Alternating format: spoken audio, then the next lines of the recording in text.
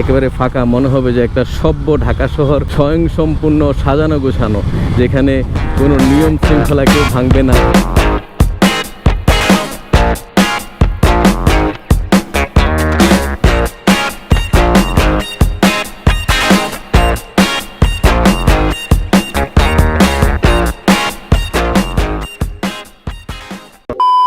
আর রমজানের আজকে হচ্ছে 28 রমজান, বের হবো, কিছু টুকিটাকি কেনাকাটা আছে। ঈদ শপিং করা হয়নি এবার, তার কারণ হচ্ছে ঈদ শপিং এর পুরো বাজেটটাই করা হয়েছে এবার ট্যুর প্ল্যানিং এর উপরে।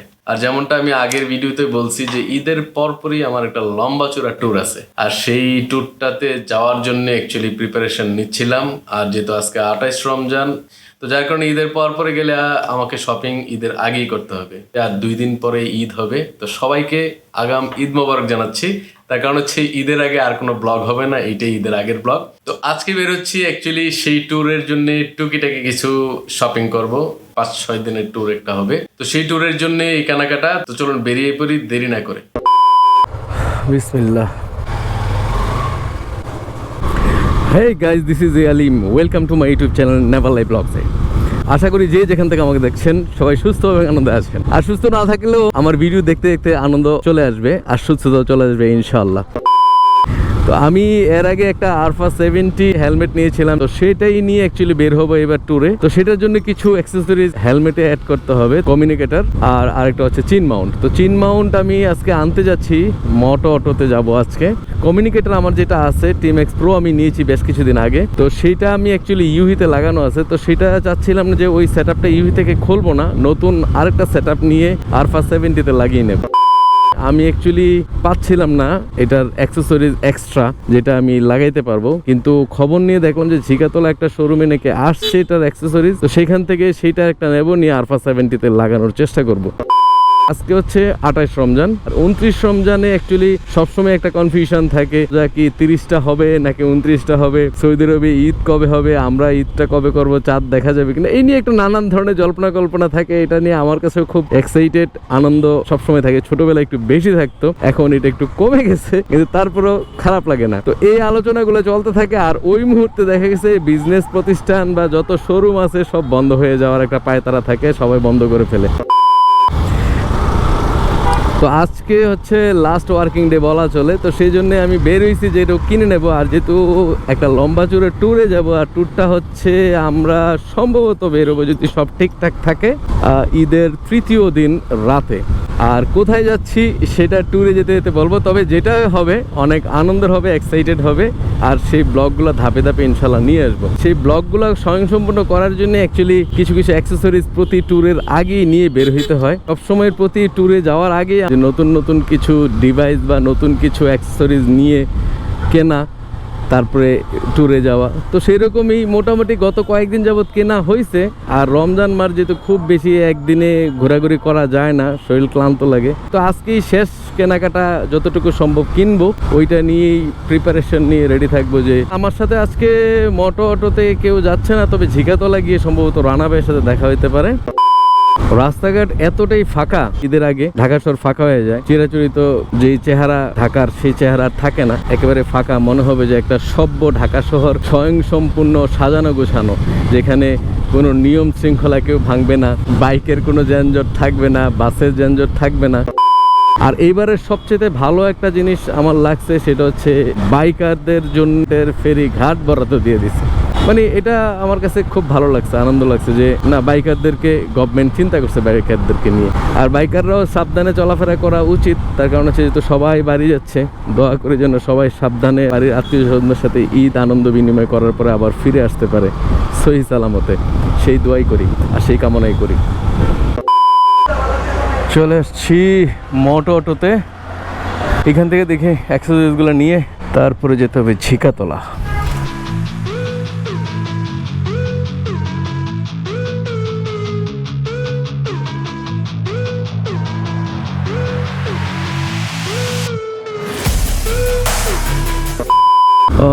মোটর থেকে কাজ শেষ করে বেরিয়ে পড়লাম।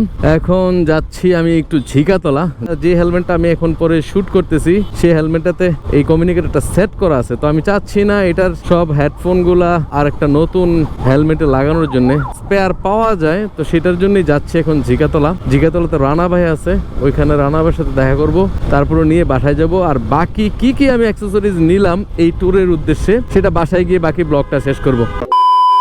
একটা প্রবলেম আমি খুব বেশি ফেস করতেছি, আমি পায়ে প্রচন্ড হিট ফিল করতেছি, সেটা হচ্ছে ইঞ্জিনের হিট। তো আমি বেশ কয়েকজনকে জিজ্ঞেস করলাম, তো সবারই দেখলাম যে একই রকম অবস্থা। আমি ভাবলাম যে এটাকে আমারই একা প্রবলেম হচ্ছে কিনা। পায়ে প্রচন্ড হিট আসতেছে, যেহেতু আমি ক্যাটসও পরি নাই, স্যান্ডেল পরেই বাইক রাইড করতেছি, আর হিটটা প্রচন্ড। আর এই হিটটা আমি বেশ কিছুদিন যাবতই ফিল করতেছি। তো ভাবলাম যে এটা কি আমার একাই প্রবলেম হচ্ছে না অন্য কারো। তো আমি বেশ কয়েকজনকে জিজ্ঞেস করলাম যে এই প্রবলেমটা কেন হচ্ছে, তো ওরা বললো যে না, সবারই এই প্রবলেমটা হচ্ছে, আসলে এটা ওয়েদারের কারণে। তো আমি চিন্তা করছিলাম যে মোবিলটাকে চেঞ্জ করে তারপর অন্য কোনো মোবিল লাগানোর পরে এই প্রবলেমটা সলভ হবে কিনা। পরে কয়েকজন ভালো ইন্টেলিজেন্ট মেকানিক্স যারা খুব ভালো এটা সম্পর্কে জানে তাদেরকেও জিজ্ঞেস করলাম, তো তারা বললো যে না, এটা অ্যাকচুয়ালি আপনার ওয়েদার একটা বিষয় আছে সেটার কারণে, আর হচ্ছে যে আপনার গাড়ি যেহেতু নতুন 2800 কিলোমিটার চলছে গাড়ি, সেই জন্য এই প্রবলেম আপনি ফিল করতেছেন। আসলে এটা একটা কমন ইঞ্জিন হিট হবে আর সেটা পায়ে লাগবে।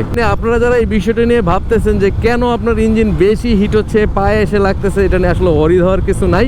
এটা অ্যাকচুয়ালি আমাদের বাংলাদেশের ওয়েদারটাই এরকম, আর যার কারণে আপনার এটা বেশি ফিল হবে। তো বেশি কিছু টেনশন নেওয়ার কারণ নাই। আমিও প্রথমে এটা ভাবছিলাম যে এটা কি হইলো কি প্রবলেম, নাকি আমার ইঞ্জিন ওয়েলে কোনো প্রবলেম হচ্ছে, সেটা চেঞ্জ করবো কিনা। তো দেখলাম যে ফাইনালি না, আসলে এরকম না ভাই। ঈদের মার্কেটে এই হলো প্রবলেম, ট্রাফিক নাই, কিছু নাই, সবাই যার যার মতো করে দৌড়ে, কোনো সিগন্যালের কোনো বালাই নেই। এনিওয়ে, যা বলতেছিলাম, তো আমি ওইটার থেকে মোটামুটি পরিত্রাণ পাইলাম। আমি আজকে কয়েকজনকে জিজ্ঞেস করলাম, যার কারণে সলিউশনটা পাইলাম, ভাবলাম আপনাদের সাথে শেয়ার করি। সো বেশি কিছু ওরি ধোয়ার কিছু কোনো কারণ নাই, টেনশনের কোনো কারণ নেই, এটা ন্যাচারাল। আমাদের ওয়েদার যেহেতু এরকম, আমাদের এই প্রবলেমটা থাকবে। এনিওয়ে, আমি যাব ধানমন্ডি 27 নম্বর চলে আসছি, এইখান থেকে যাব ঝিকাতলা। বাকি কথা ঝিকাতলা ওই শোরুমে গিয়ে হবে। হ্যালো, হ্যাঁ রানা ভাই, এই তো আমি তো সুনামি রেস্টুরেন্টের সামনে, ওই যে। আচ্ছা,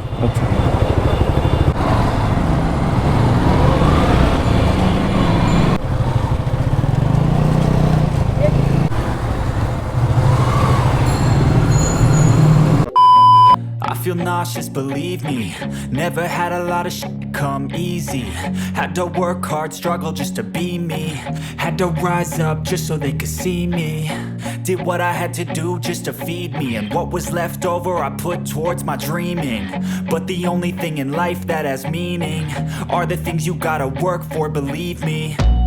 Take into your hands a plan, your own hands can land your own brand. And damn, I feel like no one takes accountability. They want the credibility, convincingly unwilling to put in the hours it takes to get some power. Don't be fucking sour, take a cold shower, scream until you're louder, work until you're prouder. And all the doubters, they're just your downers. I swear to God they all let me down. I always fought just to wear the crown. I'm off at these fucking clowns who were all taught they deserve an ounce. It's only worth it if you work for it. It's only worth it if you work for it. I won't stop. এটা projector light, এটা fog লাইটও বলে অনেকে।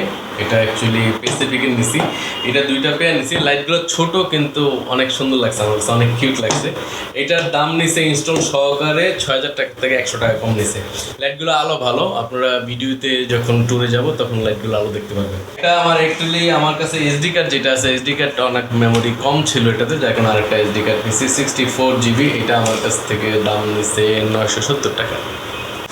Slip cover, যে হাতে যেগুলো লাগাই, যেহেতু আমরা ফর্সা মানুষ বেশি, যার কারণে কালো হয়ে যাওয়ার চান্স থাকে, এই কারণে 2টা স্লিপ কাভার নিয়েছি। এটা নিয়েছি আমার কাছ থেকে 300 টাকা। এটা মোটর কাছ থেকে নিয়েছি 300 টাকা, 1 টাকা কম নেয়নি। শুরু করে বলতে হবে ভাই একটু কমায় নিতে হবে, কোয়ালিটিটা ভালো ছিল।